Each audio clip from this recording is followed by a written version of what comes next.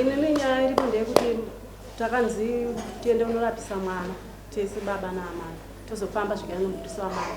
Saka kubva watikaita kuno kubaba havanamboya vachitande kunorapisa mwana. Iri kadhi randikabata ndiro ndikamurapisa kumashure tisati ndauya kuno. Nanda. Kusema ndorapisa mwana. Apa takanzi tifambe na Taurisai. takanzi tifambe na mpurisa wa mambo. Mpurisa wa mambo wakazofona vari kumadziwo pamadziwo paebende Ndamutemera. paebende vandifonera kunzi uyai ndakaenda havana kuuya so ndapera rine takazoenda tese nampurisa wa mambo futi kupi vanokutaurira ada chinzi iwo ariko Temera rubi. Temera. Aumaleta mtemera we. Baba mnota wanakuya ndidzi mai. ndimadzimai yangu Ko mnota wanakuya se makati kundo kwatora dzimai tende ndo kurapisa mwana. Se mukada kuda. apa sachita sori chonyaya kuti pakawanda chindinzvenga vanokwaida kufamba nemwana wangofamba wega saka ine handaiziva kuti chii mambo vakatende munorapisa mwana ka. Amen. Makadikira kutawana mambo zvakatawana mambo vanokutedza yakadzenya mazuva ese. Saka ipapo mamapiwa mutemo namambo kuti enda kuita zvakati. Makadikira zvakatawana mambo. Nanjene. Bwana mwafamba. Tikaenda pamwe chete Makaita nani?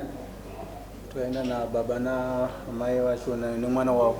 Kunga bama yautaza makwe. Ani? Anatu baba makwe. Baba havana kuuya kuti tiende kuchipatara nokuti kuno kuti kanzi kudiwa makadhi ekuchipatara.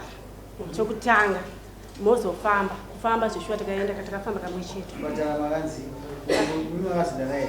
Baba vacho havana kuuya vakati handina mari. kuti takaita tese kuchipatara takaita tese kuchipatara ndatobvisana ne$30 yekadhi Ndoro kudhara tisati Ehe. tauya. tarisai ndabvisa $30 Kazarwara ne.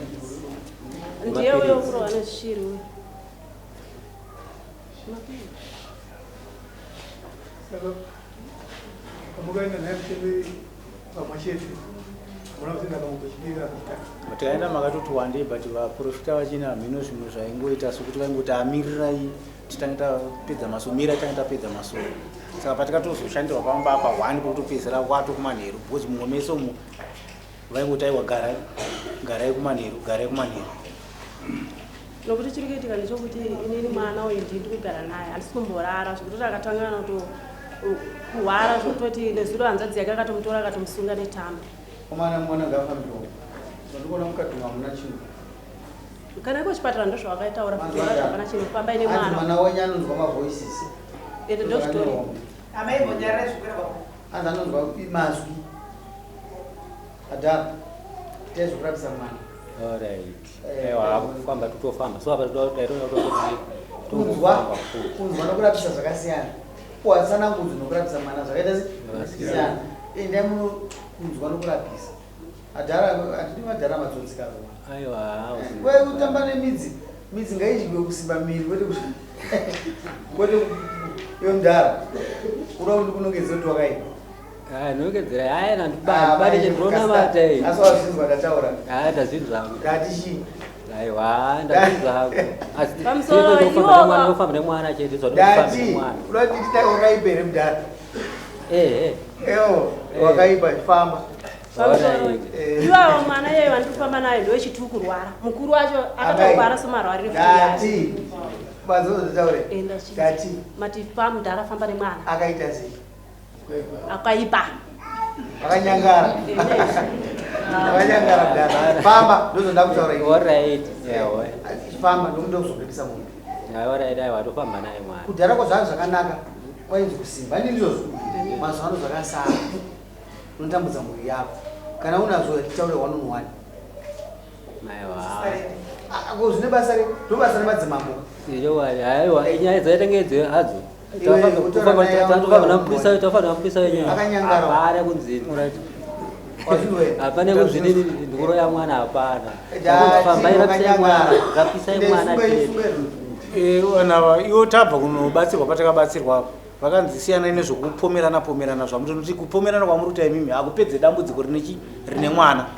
Iwo tabva ipapo kwazowirana kuti no zvinotsanangureni nyange tanzwa nemanzwiri asi mwana wedu ane dambudziko hazvisi kupedza dambudziko remwana. Isi tinomwe mwana akamborwara pakutanga takaenda kwatikaenda akandorapwa asi munhu iyeyo anzi akati 120 saka pa 120 vanhu ava ndichitaura navo vari vaviri vakati baba vachatsvaga $60 amai vachatsvaga $60 nokuti munhu yakati anoda chi 120 akambovarapira mwana wekuti padambudziko pakutanga toenda kuno munhu yekuti tibatsirwe mwana wedu saka mheno panyaya dzokutsvaga mari ipapa kuti vachaita sei ndo zvinhu zvavakapedzisira kutaura.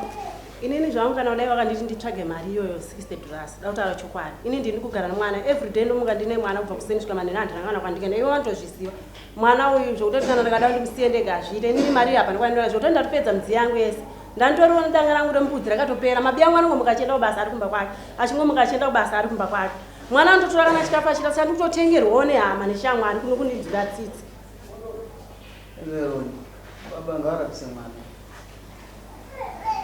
vari kuzvinzwa atozvinzwa rapisani mwana baba waye tinofanira kubatikana nematambudziko anoitaona edu chokwadi kuona gara eji yausvika mwana wako aparara anogona kutozosvika eji yaunao ndikutaura pachikuru ndonzwisisa zvikuitika musha hapana munhu anovharika so anoziva zvikuitika musha madonda saka ngaarege kuramba achikutenderedza kuti iwe urikuisa mambo unobata kunokudya kwako namambo apa waramba achikutenderedza ngaarapise mhuri yake kasida kuti arapise nokurumidza iweuri wanzwa mudara chakaita kunodhura mudara unoita mari uda unotengesera mari chakaita unoita mari uda unotengesera ndorese rubodzera sare kasi wakanotenga uchiziva kuti unofanira kuchena saka ise unofanira kubatikanawo namwana wakwachirwara chimwe chinhu ngachibve kwauri kuti mwana awane upenyu.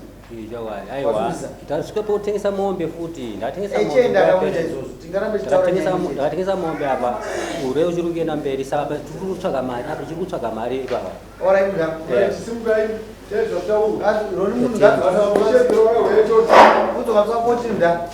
vanofanira kudzoka vana apora kana mwana asina kukorera baba afanira kutozosema nokutoshandira vatengeoedza waita kuti mwana afanira kuzogona mapora asekurapora.